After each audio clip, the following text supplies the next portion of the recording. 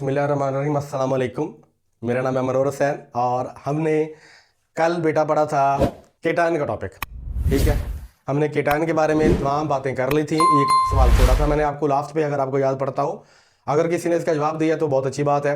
मैंने आपसे कल पूछा था कि केटायन का एक यूज़ होता है, मतलब लाइफ में केटायन कहाँ पर यूज़ होते हैं। उसमें मैंने आपसे जो एक क्वेश्चन किया था वो ये था कि आपने मुझे बताना है कि मैग्नीशियम जो है वो आयंस कहाँ पर यूज़ होते हैं।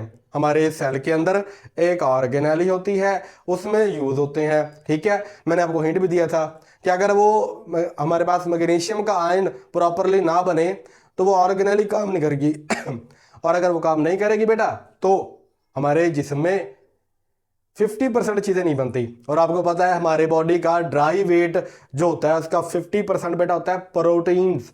ठीक है, आपने मैट्रिक में बड़ा होता है। सो प्रोटीन्स बनाने की जो फैक्ट्री होती है बेटा वो होते हैं राइबोसोम। आपने बायोलॉजी के अंदर चौथे चैप्टर के अंदर पढ़ना है या पढ़ लिया होगा, जो बच्चे एमडी ऐड कर रहे हैं, तो वहां पर वो जो सब यूनिट्स होती हैं उनको बाइंड करवाने के लिए या अटैचमेंट के लिए जो यूज होता है वो मैग्नीशियम का आयन होता है। अब आपको पता चल गया। एक सवाल मैं आपसे अभी पूछ लेता हूं जो कि मैंने कल नहीं बताया था। वैसे मैंने कैल्शियम आयंस के बारे में वो बता दिया था कि वो हमारे पास कैल्शियम फास्फेट की फॉर्म में हमारे जिस्म में हड्डियों में जो है वो कैल्शियम स्टोर होते हैं, हड्डियां बनाने में यूज होता है बाय द वे कैल्शियम। ठीक है, एक सवाल आपसे और इसी तरह बायोलॉजी से मुतल्लिक है, 12वीं क्लास के बच्चे इसका जवाब देंगे अगर वो पढ़ चुके हैं तो। हमारे पास चैप्टर भी बता देता हूं आपको, चैप्टर है 16वां। ठीक है, तो आपने कैल्शियम आयन का इस्तेमाल बताना है, Ca+2 पॉजिटिव या +2 कह लो। ठीक है, हमारे पास कैल्शियम डाई पॉजिटिव केटाइन का यूज बताना है, कहां पर होता है। होप सो कि आपको पता चल गया होगा जो बच्चे बायोलॉजी पढ़ते हैं। कल हमने केटाइन के बारे में पढ़ लिया था। आज हमारा टॉपिक बेटा जो है वो है एनाइन के बारे में। ठीक है, जो कि दूसरी स्पीशी है आयन की। आपको कल बता दिया था आयन क्या होता है, जिस पर पॉजिटिव या नेगेटिव चार्ज होता है, केटाइन पर पॉजिटिव चार्ज होता है। ये बात मैंने कल कर ली थी। आज हमने जो पढ़ना है वो एनाइन के बारे में है। तो आज फिर शुरू करते हैं अल्लाह का नाम लेकर। हमारे पास है बेटा जी एनाइन। डेफिनेशन तो वैसे मैंने आपको थोड़ी सी बता दी थी। ठीक है, आप सिंपल लिख सकते हो कि बेटा जी नेगेटिवली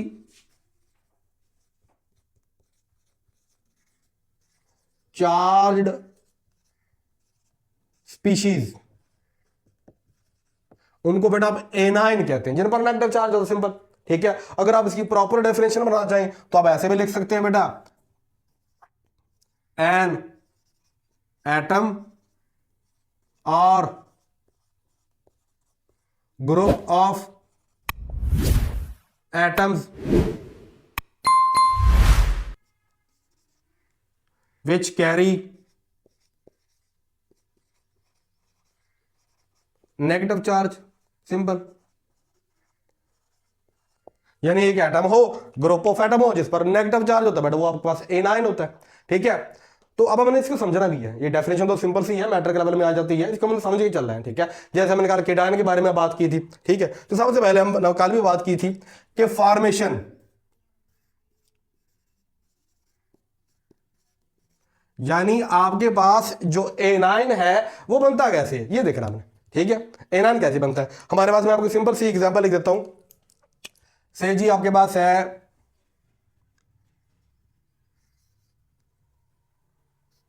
क्लोरीन। वैसे क्लोरीन जो है बेटा इस तरह नहीं पाई जाती, आपको पता है ये डाई अटोमिक गैस है, मोनोटॉमिक नहीं है। Cl की फॉर्म नहीं F2Cl2 Br2। डाइटॉमिक जैसा हाइड्रोजन डाइटॉमिक है, जिस तरह O2 डाइटॉमिक गैस होती है, इसी तरह क्लोरीन भी एक डाई अटोमिक गैस है। तो मैं यहां पर फिर क्या लिखूंगा बेटा 2। ठीक है, चले मैं अगर 2 लिखता हूं उसको मोनोटॉमिक बनाने का तरीका पता क्या होता है। अब सिंपल ये करो, इसके शुरू में ना एक बड़ा 2 लिख दो। चलो जी, यानी इससे मुराद क्या, 2 से मुराद 2, मतलब 2 हमारे पास क्लोरीन के एटम है। ठीक है, उसका आधा कर दिया तो एक आ गया ना। यहां पर मैं लिखा Cl2, उसका पर क्या कर दिया, जस्ट हाफ कर दिया, तो मेरे पास Cl आ गया ना।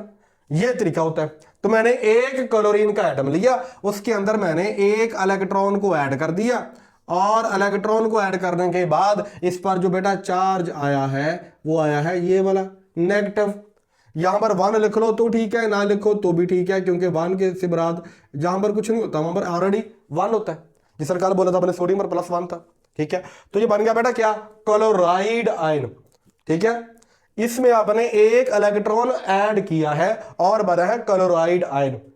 ये आयन जो होते हैं हमारे पास ये मोनोटॉमिक इस तरह या इस तरह एक फॉर्म में रह सकते होते हैं, लेकिन अकेले नहीं, कंबाइंड फॉर्म में। ये बन गया आपके पास, इलेक्ट्रॉन ऐड किया है, ठीक है। अब इसका स्ट्रक्चर ड्रा कर लेते हैं, जैसे मैंने कल भी किया था सोडियम का। इसके पास बेटा टोटल होते हैं हमारे पास, इसके पास 17 इलेक्ट्रॉन।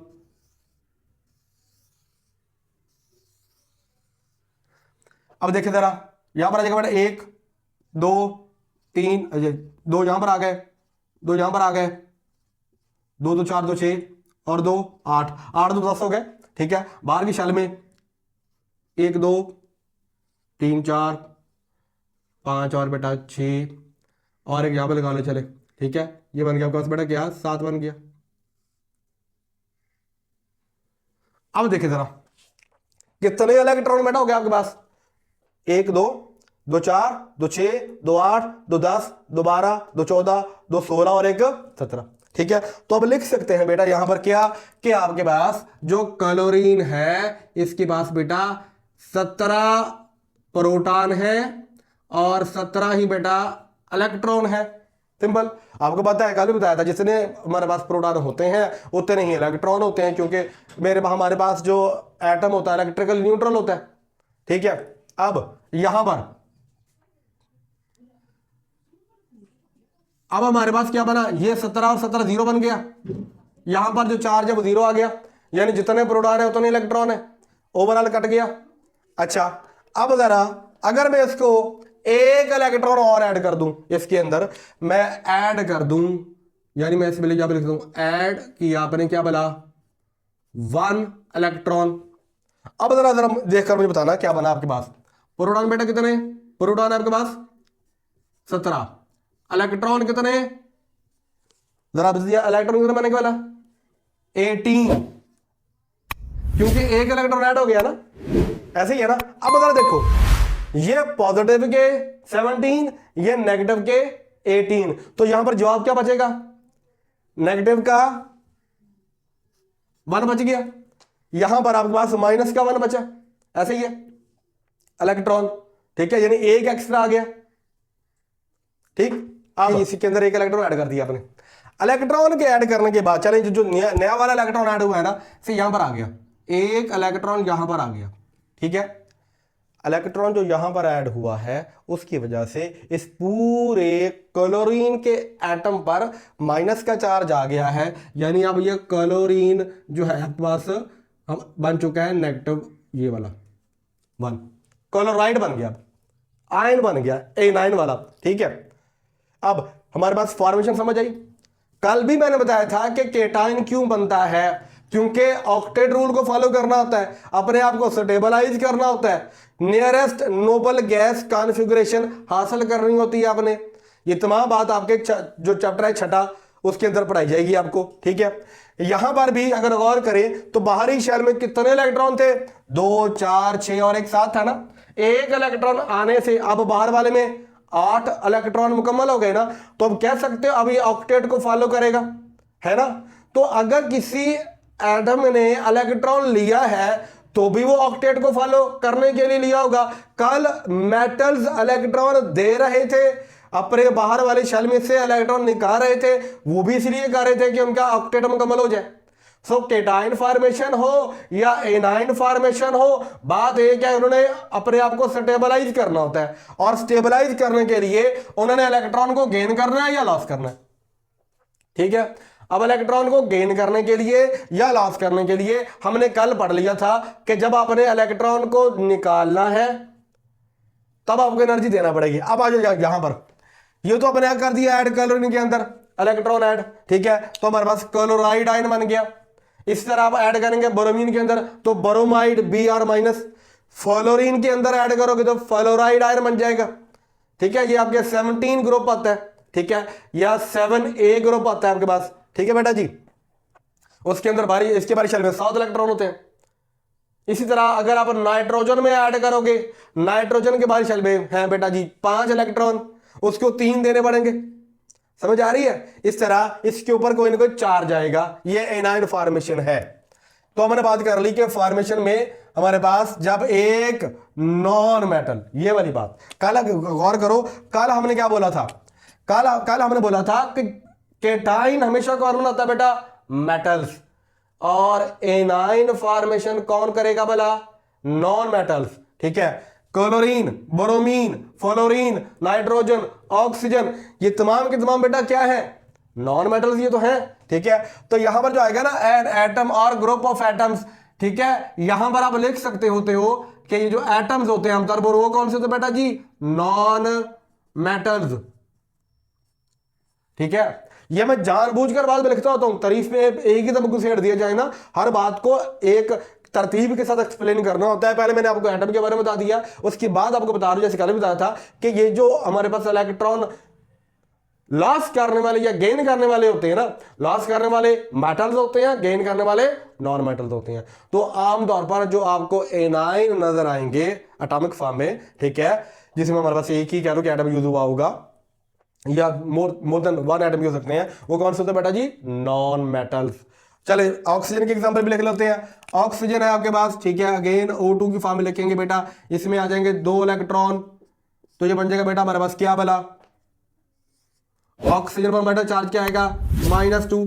ठीक है, ऑक्सीजन के बाहरी शेल में हमारे पास बेटा कितने होते हैं भला, ऑक्सीजन के बाहरी शेल में होता है 6 इलेक्ट्रॉन, 2 ऐड कर दिए। ठीक है बेटा जी, जब 2 इलेक्ट्रॉन ऐड किए हैं तो बेटा 6 और 2 कितने बन गए, 8। ठीक है, तो आपके पास बेटा ऑक्सीजन के बाहरी शेल में 8 इलेक्ट्रॉन पाए जाते हैं आफ्टर गेनिंग 2 इलेक्ट्रॉन, 1 इलेक्ट्रॉन नहीं 2 इलेक्ट्रॉन गेन करने के बाद। ठीक है, बात करते हैं ऑक्सीजन की। ऑक्सीजन के बाहरी शेल में 6 इलेक्ट्रॉन होते हैं, 2 इसमें ऐड हो गए तो बन गया मेरे पास O-2। ठीक है, या 2-, इसने 2 इलेक्ट्रॉन ऐड किए, यहां पर इसके 6 इलेक्ट्रॉन, अब बन गए 8 इलेक्ट्रॉन, इसका भी ऑक्सीजन मुकम्मल हो गया। ठीक है, तो ये तो मैंने देख लिया फॉर्मेशन। अब आ जाओ जरा साइज के ऊपर, कल भी बात की थी हमने, साइज की क्या सूरत हाल होती है।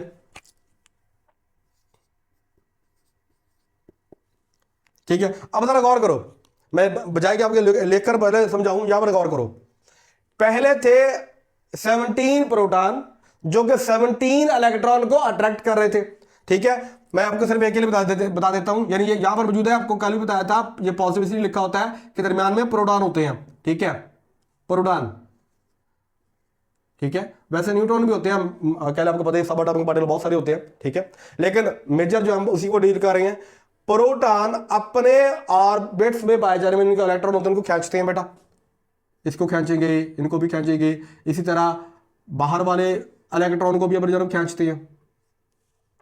इस अट्रैक्शन को बोलते हैं न्यूक्लियर अट्रैक्शन, कल भी बात की थी हमने, या न्यूक्लियर चार्ज की वजह से इलेक्ट्रॉन अपने ऑर्बिट्स में घूम रहे होते हैं।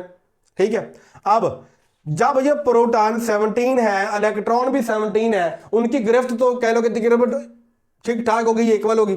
ठीक है, वैसे इक्वल नहीं होती, मैं आपको बताऊंगा कैसे इसको पढ़ते होते हैं जब हम चैप्टर पढ़ेंगे छठा, कि ये एक को नहीं खींच रहा होता, ये सारे मिलकर एक को खींच रहे होते हैं। खैर 17 को खींच रहे हैं, आप अभी के लिए इतना समझ ले। अब देखो, अब 17 प्रोटॉन है, एक इलेक्ट्रॉन बढ़ नहीं गया, एक इलेक्ट्रॉन के बढ़ने से बताओ जरा मुझे, गिरफ्त बढ़ेगी, स्ट्रांग होगी या वीक होगी? क्यों भाई? स्ट्रांग होगी। नहीं, इलेक्ट्रॉन ऐड हुआ है, इलेक्ट्रॉन के ऐड होने से इसकी उसके ऊपर लगने वाली फोर्स तो कमजोर नहीं हो गई, डिवाइड हो गया ना, यानी फोर्स ऑफ अट्रैक्शन वो खींच रहे थे 17 को, अब उन्होंने खींचना 18 को। देखो ना, एक इलेक्ट्रॉन बढ़ गया ना, 17 प्रोटॉन ने अब क्या करना है, 18 इलेक्ट्रॉन को खींचना है, तो अब उनकी फोर्स डिवाइड हो गई, तो वीकर फोर्स से खींचेंगे। जब वीकर फोर्स से खींचेंगे तो साइज क्या होगा, डेफिनेटली बड़ा हो जाएगा। ठीक है, तो यहां पर लिखेंगे हमारे पास जो एनाइन होते हैं बेटा,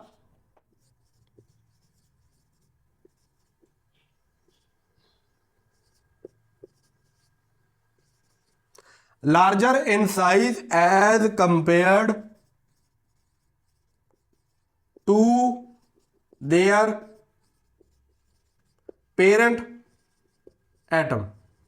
ठीक है, अपने पेरेंट एटम से उनका साइज क्या होता है, हमेशा बड़ा होता है।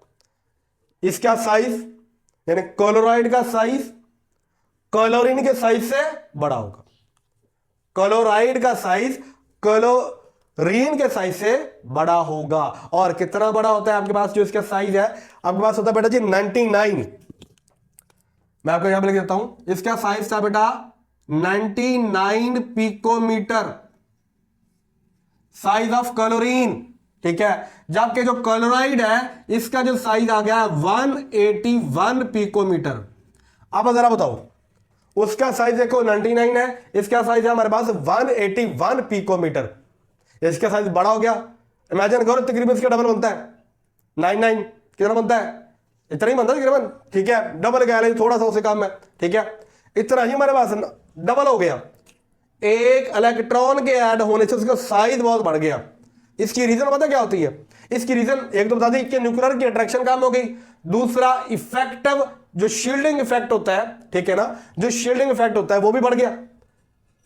ये इलेक्ट्रॉन आपस में रिपेल करेंगे ना, एक नया इलेक्ट्रॉन ऐड कर दिया, उसकी वजह से उस पर भी नेगेटिव चार्ज था, पहले पर भी था, ठीक है। तो इलेक्ट्रॉन के ऐड होने से नेगेटिव जो पहले मौजूद था आने वाले को क्या करेगा? इनकमिंग इलेक्ट्रॉन को रिपेल करेगा ना, ठीक है ना। सो इसका साइज क्या हो गया? बढ़ गया।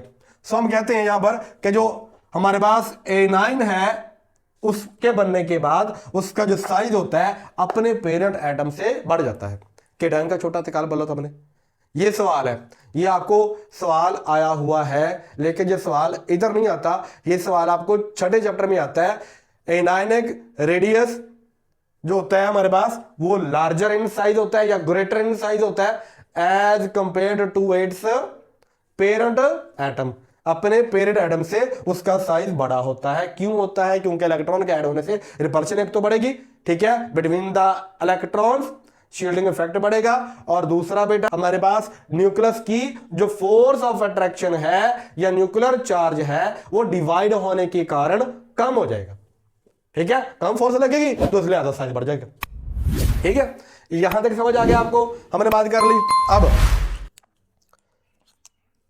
एनर्जी की बात कर लेते हैं, ठीक है। एनर्जी की बात कर लेते हैं। कल तो बात की थी मैंने केटायन फॉर्मेशन जो है हमारे पास उसमें एंडोथर्मिक प्रोसेस होता है, एनर्जी देना पड़ती है। इस वाले केस में क्या है देख लेते हैं। कल में समय में बताया था कि एक्सोथर्मिक होता है, लेकिन होता कैसे वो देखेंगे, ठीक है। जब आपके पास थे 17 इलेक्ट्रॉन और 17 प्रोटॉन तो हमारे पास इक्वल सिनेरियो था। अब आपने एक इलेक्ट्रॉन और ऐड कर दिया जिसकी वजह से रिपल्शन बढ़ गई, ठीक है। मैं अब इन दोनों को मैं थोड़ा सा दूर कर लिखूंगा। चलो एक ये वाला और दूसरा बेटा यहां पे लिख लिया, ये वाला जो पहले वाला था हमारे पास। जब आपने ये वाला इलेक्ट्रॉन ऐड किया था, इस वाले इलेक्ट्रॉन और इस वाले इलेक्ट्रॉन में क्या होगा बेटा? रिपल्शन होगी, ये रिपेल करेंगे जिसकी वजह से साइज भी बढ़ा ना, ठीक है। ये भी रिपेल करते हैं और ये भी रिपेल करते हैं, ये भी याद रखना बेटा। ये शील्डिंग इफेक्ट होता है, ये इंटर वैलेंस शील्डिंग इफेक्ट होता है। एक ही वैलेंस में पाए जाने वाले जो एक ही वैलेंस शेल में इलेक्ट्रॉन घूमते हैं वो भी आपस में रिपेल करेंगे। अब एक और ऐड होगा तो रिपेल करेंगे जिसकी वजह से साइज बढ़ता है, ठीक है।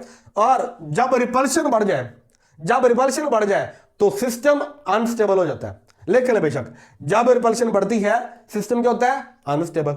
और जब सिस्टम अनस्टेबल हो जाए तो सिस्टम तो कोलैप्स कर जाएगा, लेकिन ये तो कोलैप्स नहीं करता, ठीक है। तो होता क्या है? तो उसको कंपनसेट भी तो करना है ना। जब आपने इलेक्ट्रॉन को ऐड किया है मैं यहां पर इसकी पूरा डेफिनेशन के बारे में समझा देता हूं। जब आपने इलेक्ट्रॉन को ऐड किया है तो न्यूक्लियर फोर्स इसको खींचेगी, इस तरह से खींचेगी, इतनी फोर्स ऑफ अट्रैक्शन से खींचेगी कि इसकी जो अनस्टेबिलिटी है वो स्टेबल हो जाए, जो बिगाड़ पैदा हुआ है उसमें थोड़ी सी कमी लाई जाए। और कमी कैसे लाई जाती बेटा? छठे चैप्टर के अंदर केमिकल बॉन्डिंग में जो पढ़ाया जाता है कि जब एनर्जी सिस्टम की कम होगी, जिस भी सिस्टम की पोटेंशियल एनर्जी जितनी बेटा लोअर होगी, कम होगी, उतना बेटा सिस्टम मेरे पास क्या होगा? वो स्टेबल होता है, ठीक है। लोअर द पोटेंशियल एनर्जी उतनी बेटा क्या होगा? स्टेबल होगा आपके पास क्या बना? वो सिस्टम। अब ये सिस्टम क्या करता है? अपने आप को स्टेबलाइज करने के लिए ये एनर्जी निकाल देता है। ये क्या करता है? एनर्जी निकाल देता है। ये एनर्जी अपने अंदर से निकालेगा। पोटेंशियल एनर्जी यहां पर पहुंची थी, यहां पर आ जाएगी, ऊपर थी नीचे हो जाएगी, ज्यादा थी कम हो जाएगी। पोटेंशियल एनर्जी बेटा जैसे ही कम होगी सिस्टम क्या हो गया? स्टेबलाइज हो गया। तो यहां पर क्या बोलेंगे भाई? सिस्टम एनर्जी सिस्टम को देना पड़ेगी, सिस्टम निकालेगा। निकालेगा। यहाँ पर सिस्टम कौन सी बात हो रही है, ये वाला क्लोरीन का एटम जो कि क्लोराइड बन चुका है, ये इसी पर हम चर्चा कर रहे हैं। अंडर द स्टडी जो होता है वही सिस्टम होता है, बाकी सारी जो सराउंडिंग है इस पर ही बात हो रही है। ये सिस्टम है, सिस्टम से एनर्जी जा रही है, क्यों जा रही है, क्योंकि अपने आप को स्टेबलाइज करना चाहता है। स्टेबलाइज करने के लिए रूल क्या होता है कि अपने अंदर की एनर्जी निकाल दो, जितना कह लोएस्ट एनर्जी पे होगा उतना बेटा क्या होगा, उतना वो स्टेबल होता है। ठीक है, तो मेरे पास ये जो क्लोराइड अनस्टेबल हुआ था आफ्टर गेनिंग 1 इलेक्ट्रॉन, अब ये क्या हो जाएगा थोड़ा सा स्टेबल। कैसे, after the removal of energy, ऐसे ही है ना। सो एनर्जी क्या बोलेंगे बेटा यहां पर, एनर्जी इज रिलीज्ड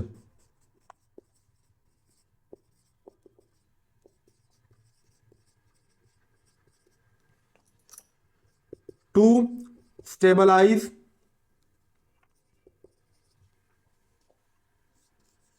द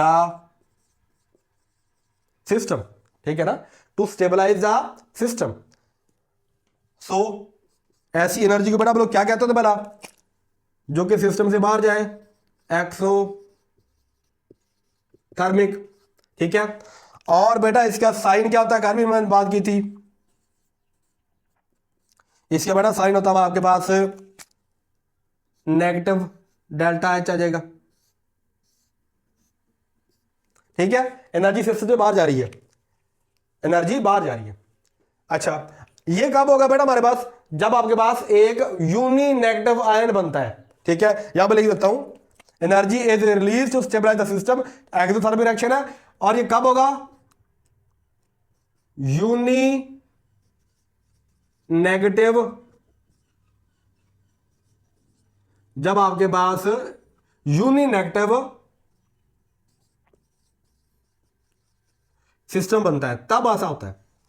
ठीक है, जब आगे जाएंगे ना 2 मरतबा आपको देना पड़ेगी, उसके लिए कहानी बदल जाती होती है, तब जाकर पढ़ाऊंगा आपको। एक्चुअली ये जो आपको एनर्जी रिलीज करवाई गई यहां पर नजर आ रही है ना, ये सिस्टम पता कौन सा होता है बेटा, याद रखना। इसमें जो सिस्टम होता है वो होता है जी, यही मैं लिखता हूं मैं, सिस्टम होता है आइसोलेटेड, आइसोलेटेड सिस्टम होता है और गैशियस होता है। ठीक है, आइसोलेटेड गैसियस सिस्टम होता है, गैस की फॉर्म बनाया हुआ, उसके अंदर इलेक्ट्रॉन को ऐड करने के सबब जो एनर्जी निकलती है वो होती है एक्सोथर्मिक एनर्जी, और आपको पता है उसी को बोलते हैं इलेक्ट्रॉन अफिनिटी।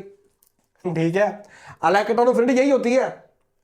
ठीक है, और डाई पॉजिटिव दूसरी मरतबा ऐड करेंगे फिर उस पर पॉजिटिव चार्ज आएगा, वो बात मैं अभी नहीं कर रहा। ठीक है, इतनी डिटेल में वो छठे चैप्टर पर ही जाएंगे जब ये टॉपिक आएगा। लेकिन एक सिस्टम जो कि आइसोलेटेड है, गैसियस स्टेट के अंदर है, उसमें इलेक्ट्रॉन को ऐड किया और इलेक्ट्रॉन को ऐड करने की वजह से वो अनस्टेबल हुआ, उसने अपने आप को स्टेबलाइज करने के लिए एनर्जी निकाल दी। ठीक है, एनर्जी जो सिस्टम से जाएगी उसका साइन आएगा नेगेटिव, सिस्टम होगा एक्सोथर्मिक। ठीक है, और उसका नाम बोलेंगे क्या, इलेक्ट्रॉन अफिनिटी।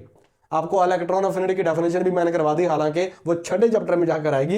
यहां पर हम एनाइन फॉर्मेशन बोल रहे हैं, बाय द वे, या पढ़ रहे हैं एनाइन फॉर्मेशन में जब यूनी नेगेटिव होता है तब ये वाली सारी प्रॉपर्टीज या ये वाली डेफिनेशन चलेगी। ठीक है, डाई नेगेटिव की मैंने बात नहीं की, उस पर ये नहीं चलेगा। समझ आ रही है। दूसरी क्या वजह बयान की जाती है कि सिस्टम क्यों एनर्जी निकालता है। ठीक है, यहां से क्या होगा बेटा आपके पास एनर्जी, यहां पर क्या हुई थी, एनर्जी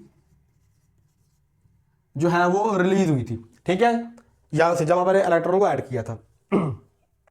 दूसरा लॉजिक क्या होता है कि जब ये इलेक्ट्रॉन आता है सिस्टम, क्योंकि पहले अनस्टेबल हो जाता है, साइज में बड़ा हो जाता है, तो न्यूक्लियर अट्रैक्शन या दरमियान में पाए जाने वाले प्रोटॉन आने वाले इलेक्ट्रॉन को गले लगाते हैं। ठीक है ना, बेचारा दूर से आया है ना, बिछड़ा हुआ बेचारा आया, गले से लगाता है, प्यार करते भी आज ना कुछ नहीं हुआ। ठीक है ना, तो उसकी वजह से क्या होता है, उनमें उल्फत मोहब्बत बढ़ती है। ठीक है, उनमें चाहत बढ़ती है। ये जो न्यूक्लियर अट्रैक्शन है वो उसको अट्रैक्ट करती है, इसकी वजह से भी स्टेबिलिटी आ जाती है। ठीक है, समझ आइए, क्योंकि the force of attraction between the nucleus and the outermost shell जो होती है, इलेक्ट्रॉन होता है उसके अंदर, उसकी कारण भी जो सिस्टम है स्टेबल हो जाता है और उसके अंदर स्टेबिलिटी आ जाती है, उसकी एनर्जी भी रिलीज हो जाती है, क्योंकि स्टेबिलिटी का रूल ये है कि एनर्जी निकालनी पड़ेगी। समझ आ रही है। ये हमारे पास दो लॉजिकल बातें हैं जो कि बताई जाती हैं कि मेरे पास एनर्जी क्यों निकलती है जब एक एनायन बनता है, और जब एक एनायन बनता है तब उसका साइज बड़ा क्यों होता है, मैंने वो भी बता दिया। मैंने आपको इसका साइज, इसकी एनर्जी, इसका साइज, इंफॉर्मेशन सारा बता दिया। ठीक है, कल की तरह ये जब वो कहते हैं मोनो पॉजिटिव डाई पॉजिटिव, ये मोनो नेगेटिव या डाई नेगेटिव भी हो सकते हैं। ठीक है, जैसा कि आप कह लें कि आपके पास है जी, यहां पर देख लें, ये बेटा आपके पास कौन सा है, ये डाई नेगेटिव है एनाइन, ये मोनो नेगेटिव एनाइन है। इसी तरह से ट्राई नेगेटिव एनाइन भी होंगे। ठीक है, तो आपके पास मोनो नेगेटिव, डाई नेगेटिव या ट्राई नेगेटिव एनाइन पाए जाते हैं। ठीक है, ये तो बात कर ली अपने सिंपल एटमों की। ग्रुप ऑफ एटम्स की बात ही नहीं की अभी, मैं तो एक ही एटम की बात कर रहा हूं ना, क्लोरीन का, फ्लोरीन का, बोरोमीन का, ऑक्सीजन का, इन्हीं की बात कर रहा हूं। ग्रुप ऑफ एटम्स की तो बात ही नहीं की।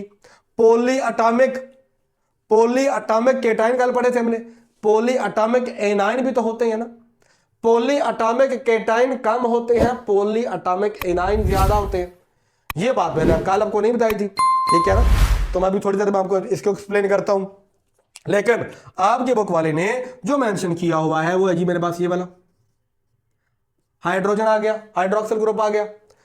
इसके बाद कह लो जी SO4 2- आ गया, सल्फेट आयन आ गया। ठीक है, इसके बाद आ गया आपके पास Cr2O7 2- आ गया। ठीक है बेटा, क्या मैंने यहां तक समझ आ गया होगा, हमने एनाइन के बारे में पढ़ लिया है। ठीक है, अब ये जो एनाइन वर्ड है ये आया कहां से है, ये ग्रीक वर्ड है बेटा जी। कल भी मैंने बात बताई थी आपको केटाइन के बारे में, ग्रीक वर्ड है एनो। ठीक है, वहां से ये वाला वर्ड आया एनाइन, जिससे मदद होती है गोइंग अप, या कह लो कि मूविंग अप। ठीक है, यानी हमारे पास जब भी कोई सेल होता है उसके अंदर जो एनाइन होते हैं, ठीक है, ये अपवर्ड मूवमेंट करते हैं। जैसे मैंने कल बात की थी केटाइन की कि वो डाउनवर्ड मूवमेंट करते हैं। ठीक है, ये इनकी मूवमेंट जो है वो अपवर्ड होती है बाय द वे। ठीक है, सो गोइंग अप और मूविंग अप, ये माइकल फैराडे ने जो है इसकी टर्मिनोलॉजी बताई थी। ठीक है, और हमने कल भी बात की थी कि जो दो इलेक्ट्रोड होते हैं, कल बात कर ली थी हमने कैथोड की। ठीक है, जिस तरफ हमारे पास कह लो कि ना एनायन मूव करते हैं, ठीक है, उसको बेटा आप लोग क्या बोलते हैं भला, एनोड। इलेक्ट्रोलाइटिक सेल के अंदर जिधर को एनायन मूव करते हैं उसको एनोड कहते हैं। जिस इलेक्ट्रोड की तरफ केटायन मूव करते हैं उसको कैथोड कहते हैं। ठीक है, अब तक हमने एनायन के बारे में पढ़ लिया है। ठीक है, ये बनता कैसे है, जब आपके पास नॉन मेटल्स इलेक्ट्रॉन पिक करती हैं, गेन करती हैं, हासिल करती हैं। अच्छा, ये नॉन मेटल्स इलेक्ट्रॉन क्यों लेती हैं भला, क्योंकि नॉन मेटल्स हमारे पास इलेक्ट्रो नेगेटिव एलिमेंट होते हैं, और जो मेटल्स होती हैं वो इलेक्ट्रो पॉजिटिव एलिमेंट होते हैं। सो नॉन मेटल इलेक्ट्रॉन लेती हैं, मेटल्स इलेक्ट्रॉन देती हैं। ठीक है, वो इलेक्ट्रॉन डोनेट करके या लॉस करके जो है वो ऑक्टेट मुकम्मल करती हैं, ये गेन करके या ऐड करके इलेक्ट्रॉन फिर ऑक्टेट मुकम्मल करती हैं। इनका साइज बड़ा होता है अपने पेरेंट एटम से, ये एनर्जी निकालते हैं, एक्सोथर्मिक रिएक्शन होता है। यूनी नेगेटिव आयन जब बनता है तो एक्सोथर्मिक रिएक्शन होता है, और वो जो एनर्जी निकलती है बेटा वो हमारे पास इलेक्ट्रॉन अफिनिटी कहलाती है जब मोनो नेगेटिव बनता है। ठीक है, अब हम बेटा बात करेंगे ऐसे एटम्स जो कि एक से ज्यादा होते हैं, एनायन फॉर्म जब होता है। ठीक है, यानी कह लो कि ग्रुप ऑफ एटम्स,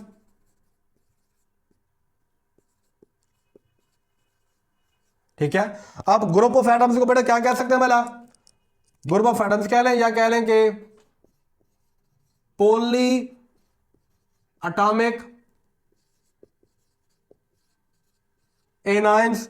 जिस तरह मैंने पॉली एटॉमिक या ग्रुप ऑफ एटम केटाइन की बात की थी, आज हमने इसी तरह एटमों का मजमुआ या ग्रुप या पॉली एटॉमिक एनायंस के बारे में बात कर रही हैं। क्योंकि वो कम पाए जाते हैं केटाइन वाले, इसलिए कोई खास बात की ही नहीं थी कल मैंने उसके बारे में। ठीक है, आज उसके बारे में भी आपको डिटेल में बता दिया जाएगा। पॉली एटॉमिक एनाइन जो है हमारे पास, इसकी एग्जांपल जो आपकी बुक वाला मेंशन करता है, जैसे हाइड्रोक्सिल -1, ठीक है, MnO4 हमारे पास आ जाएगा -1 में। ठीक है, इस तरह बेटा आपके पास आ जाएगा NO3 -1 में आ जाएगा चार्ज इसके ऊपर। इस तरह बेटा आपका Cr2O7 -2 चार्ज आ जाएगा। ठीक है, आप कह सकते हो SO4 -2, ये डाई नेगेटिव एनाइन है। डाई नेगेटिव, दो नेगेटिव वाले आ गए ना, ये डाई नेगेटिव एनाइन भी है और पॉली एटॉमिक एनाइन भी है। ऐसा ही है। हमने फ्लोरीन, क्लोराइड, ब्रोमाइड, आयोडाइड इसकी तो बात कर ली। अब हम बात कर रहे हैं पॉली एटॉमिक एनाइंस के बारे में। ठीक है, ये ज्यादा पाए जाते हैं जबकि पॉली एटॉमिक केटाइन कम पाए जाते हैं। ठीक है, इस बात को इलस्ट्रेट करने से पहले मैं आपको एक दो का स्ट्रक्चर समझा देता हूं।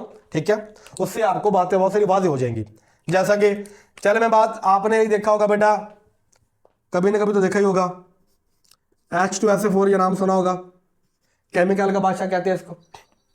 इसका अगर आप स्ट्रक्चर खोल के लिखे ना बेटा तो ऐसे आता है, सल्फर,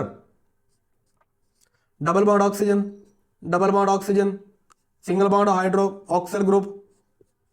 ठीक है, single bond with hydroxyl group ऐसे कह लो। ये आ गया H2SO4। ठीक है, सल्फरिक एसिड का फार्मूला। इस H2SO4 में क्योंकि ये एसिड का नेचर है, अच्छा एसिड है, स्ट्रॉन्ग एसिड है, मैं आपको यह बता दूं कि बेटा सल्फर और ऑक्सीजन छठे ए ग्रुप के अंदर पाए जाते हैं। ऊपर होती है ऑक्सीजन और नीचे होता है क्या, सल्फर। एक ही ग्रुप के दो सदस्य हैं, दो मेंबर हैं। ठीक है, सल्फर नीचे है, ऑक्सीजन ऊपर है, और दोनों के बाहरी शेल में होते हैं 6 इलेक्ट्रॉन। बाहरी शेल में कितने इलेक्ट्रॉन होते हैं? 6। तो अगर हम इसको खोल के लिखें इस सारे को, तो हम ऐसे लिख सकते हैं बेटा कि हमारे पास आ गया जी सल्फर, फिर आ गया यहां पर ऑक्सीजन, फिर आ गया बेटा यहां पर ऑक्सीजन, फिर आया यहां पर ऑक्सीजन, इधर आ गया हाइड्रोजन, इधर बेटा आ गया ऑक्सीजन, इधर आ गया हाइड्रोजन। ऐसे ही है, जरा गौर से देखिएगा, बात समझने वाली है। रेड वाले बन गए सल्फर के इलेक्ट्रॉन 1 2 3 4 5 और 1 6। ठीक है, ये बन गया सल्फर के बाहरी शेल के इलेक्ट्रॉन 6। अब आइए ऑक्सीजन के ऊपर, ऑक्सीजन के बना लो 1 2 3 4 5 6। ऐसे ही इधर बना लो बेटा इसके 1 2 3 4 5 6 बन गए। ठीक है, इसके बना लो इस ऑक्सीजन के 1 2 3 4 5 6 बन गए इसके भी।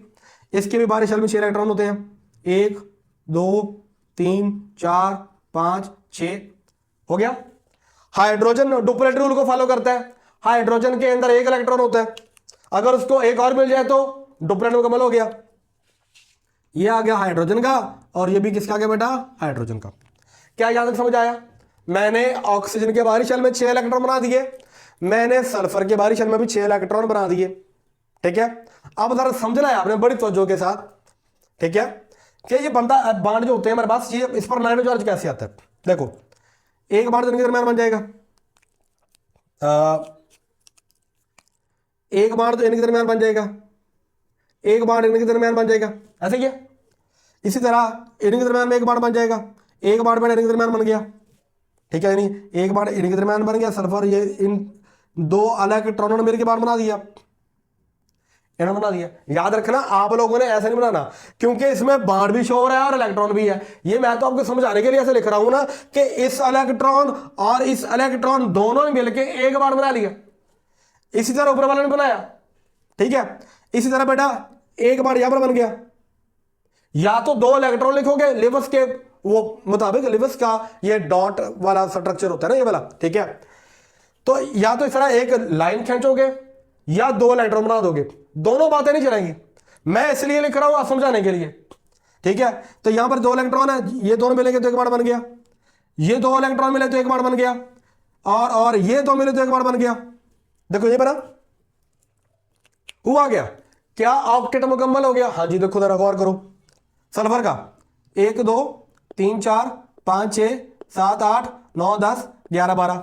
आपके सल्फर जो है उसमें एक्सेप्शन आ जाती है, ठीक है ना, फास्फोरस में भी आएगी जाकर। तो इसके लिए परेशान होना। ऑक्टेट रूल कोई यूनिवर्सल रूल नहीं है कि 8 ही होना फिर ही ऐसी सोवांगे, ऐसा नहीं है। 8 से ज्यादा या कम भी होते हैं तो फिर भी वो स्टेबल होता है। यूनिवर्सल रूल नहीं है। ऑक्टेट रूल जो है ना वो उसमें कह लो कि 99% चीजें चल जाती हैं, 1% फिर भी बच जाते हैं। कुछ ऐसे कंपाउंड भी हैं जो कि ऑक्टेट को फॉलो नहीं करते, फिर भी स्टेबल होते हैं। यहां पर सल्फर है, सल्फर को गौर करें तो आप ऑक्टेट को नहीं फॉलो कर रहा तो कोई मसला नहीं है और स्टेबल है।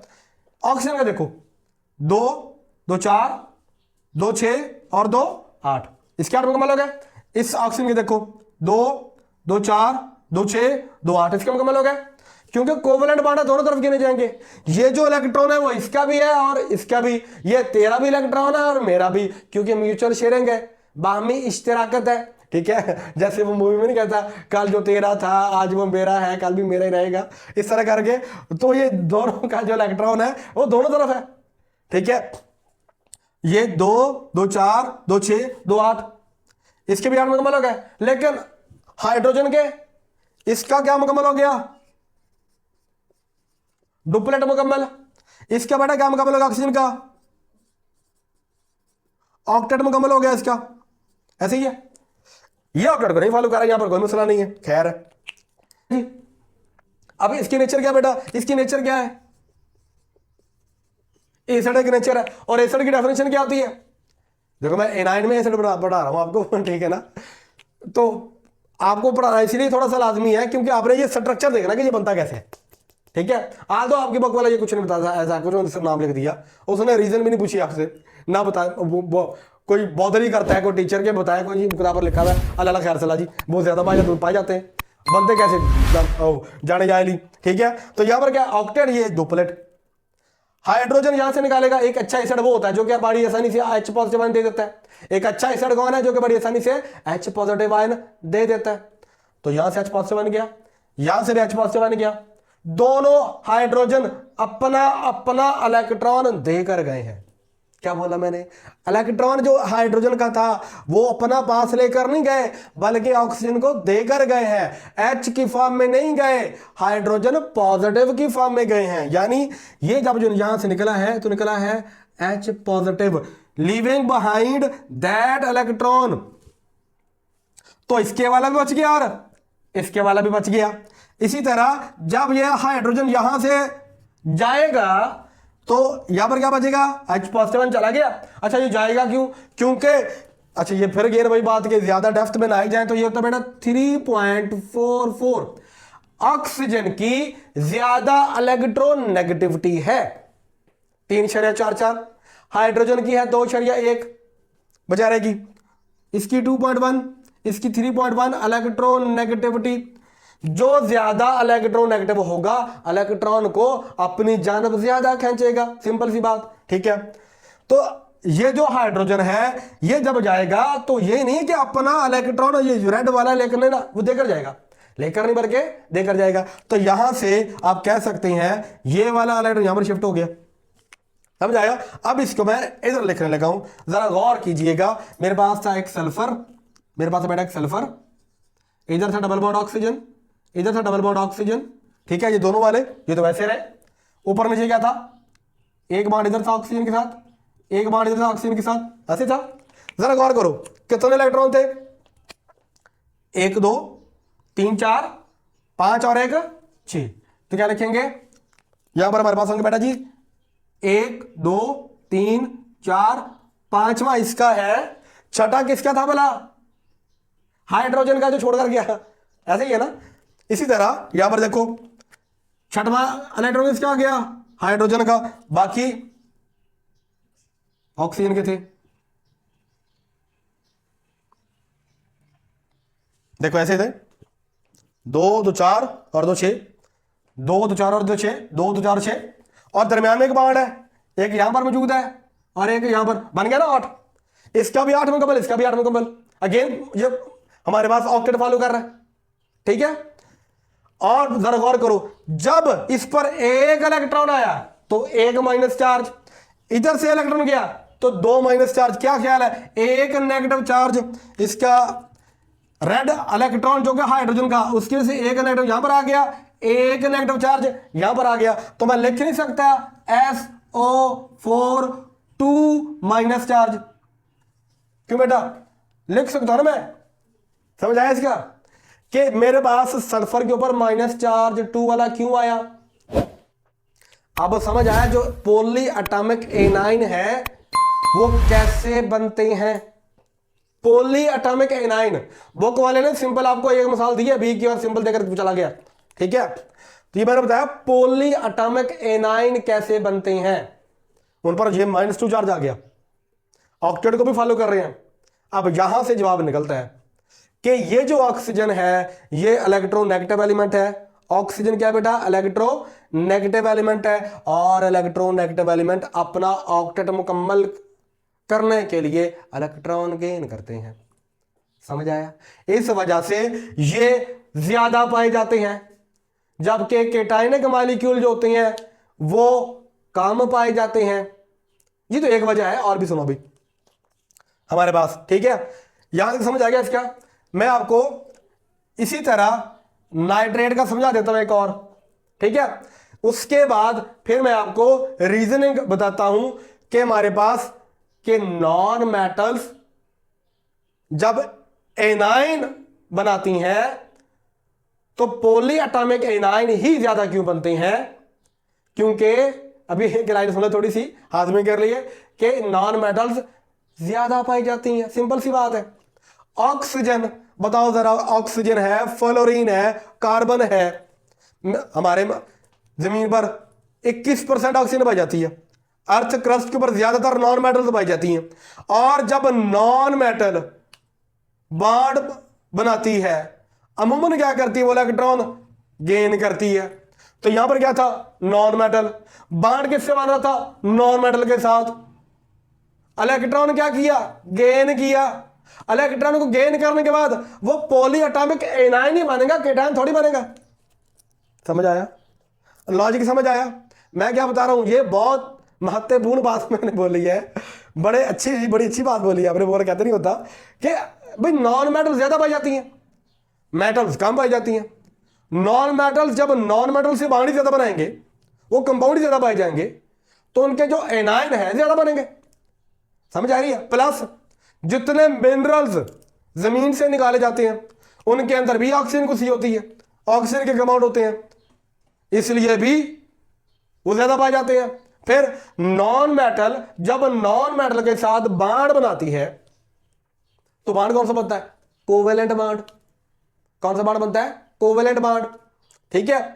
बजाय वो जाकर किसी मेटल के साथ बॉन्ड बनाए, नॉन मेटल के साथ जो बॉन्ड बनते हैं वो कोवेलेंट इन नेचर होते हैं, वो ज्यादा पाए जाते हैं और वो स्टेबल भी होते हैं।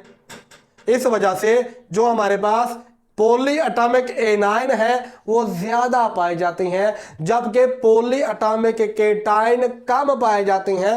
वो भी मैं आपको समझा देता हूं। मैं आपको ये नाइट्रेट का समझा देता हूं। अब नाइट्रेट का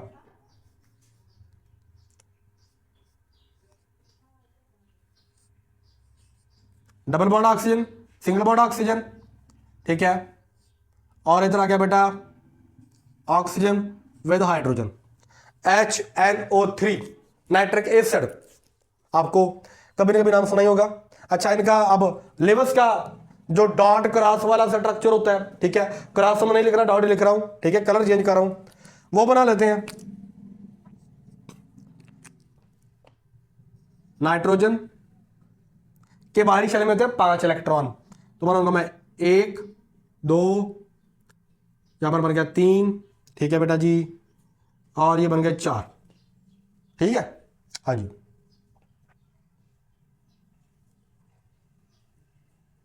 एक दो 3 4, ठीक है। पांचवा किधर गया इसका,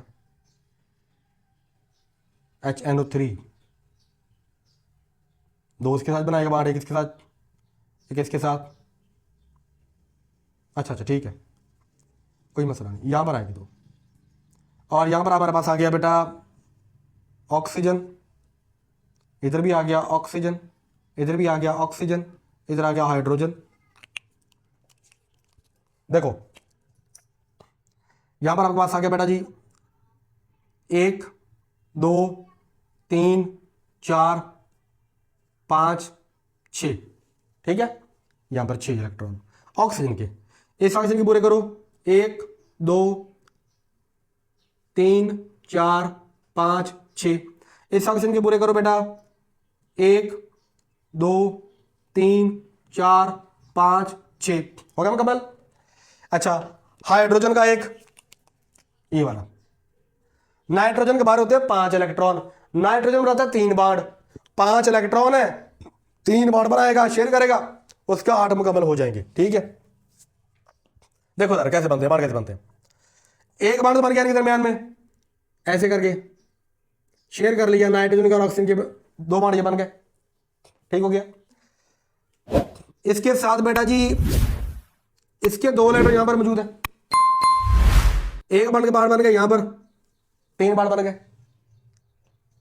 ये जो नाइट्रोजन है ये क्या करता है, ये अब यहां पर डबल बाण नहीं बनाएगा। जब डबल बाण बनाएगा ना तो इसके बाण बन जाएंगे 1 2 और 3, यानी 3 ये वाले, तो 5 बन जाएंगे, जो कि ये क्या काम से ये 4 बाण बना सकता है मैक्सिमम, 5 बाण नहीं बनाएगा, ठीक है। अब करता क्या ये अपना इलेक्ट्रॉन यहां पर रखता है, यानी जो नाइट्रोजन का इलेक्ट्रॉन है वो आ जाएगा दरमियान में, यहां से इलेक्ट्रॉन जो था वो यहां पर चला गया, यहां पर, ठीक है। तो जो ऑक्सीजन के थे 6 के 6 इलेक्ट्रॉन वैसे रहेंगे, ऑक्सीजन के 6 इलेक्ट्रॉन वैसे रहेंगे, ठीक है बेटा। और नाइट्रोजन का जो यहां पर जोड़ा था उसमें से 1 इलेक्ट्रॉन दरमियान में आ गया, तो यहां पर एक बाण बन गया, ठीक हो गया। अब यहां पर देखो 2 2 4 2 6 और 2 8, इसका ऑक्सीजन मुकम्मल हो गया। इसका देखो इसका भी ऑक्सीजन मुकम्मल है। नाइट्रोजन का देखो यानी 4 ये बन गए, 4 2 6 ये बन गए, और 2 8 ये बन गए, ऐसे ही है। देखो 1 2 3 4 5 6 7 8, नाइट्रोजन भी मुकम्मल हो गया, और यहां पर इससे बाण बन गया, ये भी मुकम्मल हो गया, ठीक है। पर हुआ पता क्या, जब नाइट्रोजन 3 बाण बनाता है ना उस पर कोई चार्ज नहीं होता। जब नाइट्रोजन 4 बाण बना ले, उसने अपना इलेक्ट्रॉन दिया नहीं, इसमें देखो तो दिया ना, इसने अपना नाइट्रोजन ने इलेक्ट्रॉन दिया है टू द ऑक्सीजन, और यहां पर संभव कोऑर्डिनेट कोवलेंट बाण बनेगा, ठीक है ना। यहां पर चार्ज फिर क्या लिखेंगे भला, इस पर चार्ज क्या आएगा, पॉजिटिव लिखेंगे ना, क्या चार्ज, पॉजिटिव। अच्छा खैर इसके बाद क्या होता है सिनेरियो, क्योंकि एसिड है, एसिड क्या करेगा, अपना H पॉजिटिव आयन दे देगा। जब ये अपना H पॉजिटिव आयन दे देता है तब क्या होता है।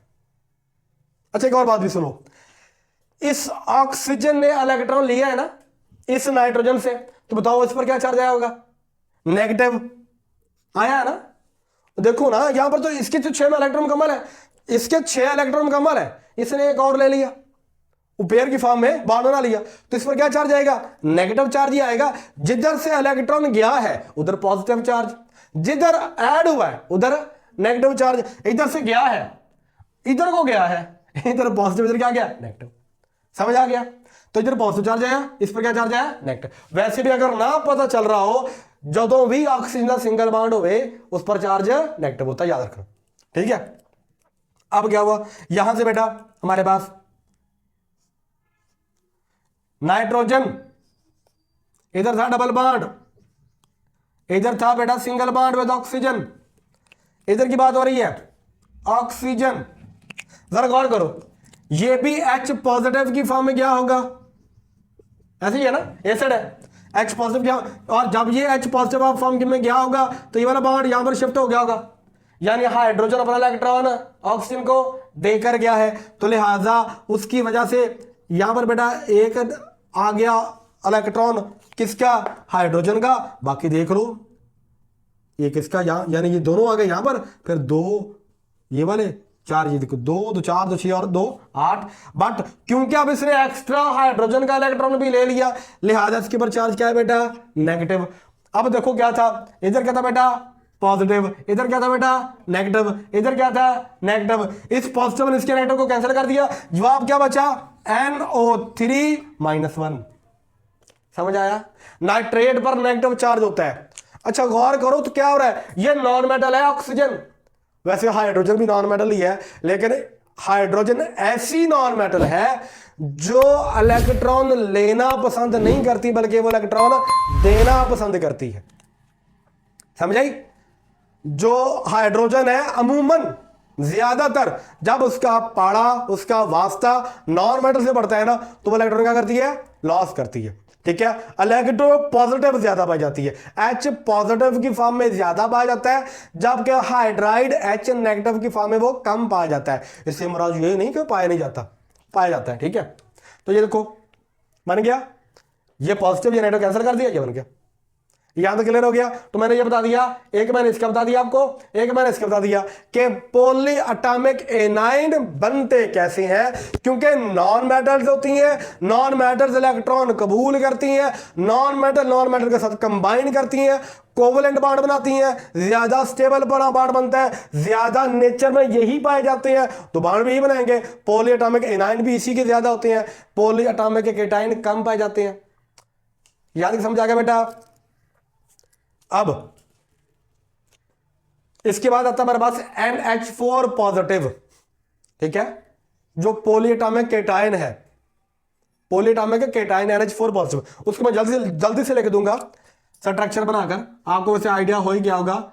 नाइट्रोजन का एक यहां पर बॉन्ड बन गया, एक यहां पर, एक यहां पर। अमोनिया नाइट्रोजन के यहां पर थे बेटा तीन नाइट्रोजन थे, 1 2 3 5 उतरे बस, ये आ गया 5। ठीक है, एक है हाइड्रोजन, जो मैंने भी बोली थी, हाइड्रोजन कैसे पाई जाती है अमूमन H पॉजिटिव की फॉर्म में। ये लोन पेयर जो है इसको डोनेट करता है। बॉन्ड कौन सा बनता है बेटा जी, बॉन्ड बनता है कोऑर्डिनेट कोवेलेंट बॉन्ड, पढ़ा होगा आपने, कोऑर्डिनेट कोवेलेंट बॉन्ड। ठीक है, तो हमारे पास बनेगा क्या बेटा NH4 पॉजिटिव आयन। कैसे बना कि नाइट्रोजन था, नाइट्रोजन के बेटा 3 हाइड्रोजन थे बॉन्ड, और चौथा बॉन्ड जो कि नाइट्रोजन का एक लोन पेयर था वो यहां पर बॉन्ड बन गया, इसने अपना इलेक्ट्रॉन इसको दे ही दिया। ठीक है, तो ये बॉन्ड बन गया। अब क्योंकि नाइट्रोजन के 4 बॉन्ड बन चुके हैं, जब यहां पर 4 बॉन्ड बने थे तो क्या चार्ज आया था, पॉजिटिव आया था ना।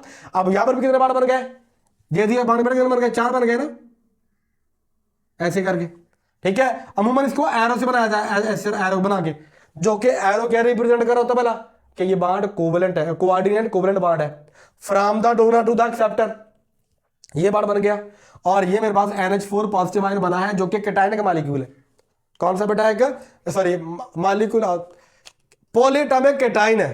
क्या बेटा जी, पॉलीएटॉमिक केटाइन है। केटाइन का मॉलिक्यूल या मॉलिक्यूलर आयन या एनायन या केटाइन, वो तो हमने भी पढ़ने हैं। ठीक है, अभी हम बात कर रहे हैं NH4 पॉजिटिव की, जो कि हमारे पास एक पॉली एटॉमिक केटाइन है। अब बहुत कम ऐसे होते हैं हमारे पास, क्योंकि हाइड्रोजन है अकेली नॉन मेटल जो कि अमूमन इलेक्ट्रॉन देकर पॉजिटिवली चार्ज होती है। ठीक है, बाकी सारी मेटल्स क्या करती हैं, इलेक्ट्रोनेगेटिव होती हैं, इलेक्ट्रॉन लेती हैं। समझ आ गया यहां तक। अच्छा, इसको नोट कर लेंगे मतलब, हाँ जी आपने नोट कर लिया। ठीक है, तो हमने यहां पर जो है पॉली एटॉमिक एनाइंस और पॉली एटॉमिक केटाइंस के बारे में बात की है कि पॉली एटॉमिक एनाइंस ज्यादा क्यों पाए जाते हैं। मैं अगेन आपको बता देता हूं लाइनर में कि एक तो हमारे पास जितने भी एक से ज्यादा एटमों वाले आयन होते हैं ना, उनमें ज्यादातर नॉन मेटल्स होती हैं। पॉली एटॉमिक आयंस उनमें ज्यादातर बेटा क्या होती है, नॉन मेटल्स, से ऑक्सीजन, फ्लोरीन, कार्बन वगैरह। और जब नॉन मेटल्स पाई जाती हैं और ये सारी की सारी इलेक्ट्रॉन नेगेटिव भी होती हैं, तो ये क्या करेंगे, इलेक्ट्रॉन को गेन करेंगी। जब ये इलेक्ट्रॉन को गेन करेंगी तो इलेक्ट्रॉन को गेन करने के बाद एंडोथर्मिक तो नहीं होगा, एक्सोथर्मिक होगा, यानी एनाइन ही बनेगा, केटाइन थोड़ी बनेगा। एक तो बात ये आ गई। दूसरी, नेचर में अर्थ क्रस्ट के ऊपर और एनवायरमेंट में एटमॉस्फेयर में कह लो, आपको पता है ऑक्सीजन ज्यादा पाई जाती है, नाइट्रोजन देख लो। ठीक है ना, 21% ऑक्सीजन है, नाइट्रोजन है। इसी तरह मिनरल्स के अंदर, वो जो जमीन से निकालते हैं आप लोग, जिसमें मेटल होती हैं, उनकी जो ओर्स है उनमें भी sulphur, nitrogen, oxygen combined form में पाए जाते हैं। ठीक है, क्योंकि ज्यादातर पॉली एटॉमिक आयंस में नॉन मेटल्स होती हैं, क्योंकि नॉन मेटल्स ज्यादा नेचर में पाई जाती हैं, इसलिए इनके जो फॉर्मेशन होगी आयंस की वो पॉली एटॉमिक एनाइन ही बनाती हैं, क्योंकि मेटल्स होती हैं जो कि पॉली एटॉमिक केटाइन बनाती हैं, इसलिए ऐसा होता है। दूसरा, क्योंकि ये सारी नॉन मेटल ज्यादा इलेक्ट्रॉन नेगेटिव होती हैं और इलेक्ट्रॉन नेगेटिव एलिमेंट के लिए केटाइन को स्टेबलाइज करके रखना उतना ही मुश्किल होता है, इसलिए उसके केटाइन स्टेबल नहीं होंगे तो बनेंगे नहीं, या बन गए तो टूट जाएंगे, किसी और में कन्वर्ट हो जाएंगे। सो इलेक्ट्रॉन नेगेटिविटी की वजह से भी ऐसा होता है, ज्यादा अबंडेंस की वजह से भी ऐसा हो रहा है। ठीक है, और तीसरा, नॉन मेटल्स क्योंकि पॉली एटॉमिक आयंस का ज्यादातर हिस्सा होते हैं, इसलिए बेटा उसके अंदर, जब मैंने बात पहले बता दी कि नॉन मेटल्स और नॉन मेटल्स का बांड कौन सा होता है, कोवलेंट बांड होता है, तो कोवलेंट नेचर के जितने बांड होते हैं अमूमन वो आपके पास एनाइन फॉर्मेशन में जाते हैं। नॉन मेटल के साथ बांड कौन सा बनाती हैं, कोवलेंट बांड। मेटल्स जब नॉन मेटल के साथ बांड बनाएंगे फिर तो वो आपके पास आयन का बांड। तो ये 3-4 वजूहात हैं जिसकी वजह से आपके पास क्या होता है बेटा जी, ज्यादा आपके पास पॉलीएटॉमिक एनाइंस पाए जाते हैं और कम पॉलीएटॉमिक केटाइंस पाए जाते हैं, बहुत ही इक्का दुक्का होते हैं। ठीक है, यहां तक आपका केटाइन का टॉपिक, एनाइन का टॉपिक मुकम्मल हो चुका है। मैंने आपको उसके सवाल भी बता दिए कैसे बनते हैं। आज हमने एनाइन की डेफिनेशन पढ़ी, उसका साइज बड़ा होता है, उसमें से एनर्जी निकलती है, ये सारा हमने देखा। ठीक है बेटा जी, अब हम आगे जो पढ़ेंगे वो होगा मॉलिक्यूलर आयन। इतना कोई लंबा चौड़ा टॉपिक नहीं है, ठीक है, उसमें जस्ट ये मॉलिक्यूल आएगा, मॉलिक्यूल में से आपने इलेक्ट्रॉन को ऐड या रिमूव करना होता है। लेकिन उसमें भी एक लॉजिकल सवाल आता है कि केटाइनिक मॉलिक्यूल जो होते हैं हमारे पास वो ज़्यादा होते हैं, एनाइनिक वाले कम होते हैं। ठीक है, तो वो और तरह का सवाल है, उसको और तरह से डील करेंगे, वो इंशाल्लाह आपको नेक्स्ट लेक्चर के अंदर बताऊंगा। ये सारी बातें आप नोट डाउन कर लें। ठीक है, कोई भी सवाल हो, कोई भी आपको MD कैट में या किसी भी कंपिटिटिव एग्जाम से मुतल्लिका सवाल हो, इस टॉपिक से मुतल्लिका, ठीक है, तो वो ज़रूर पूछिएगा। ठीक है, अपना बहुत सारा ख्याल रखिएगा, दुआ में याद रखिएगा। अल्लाह हाफिज़।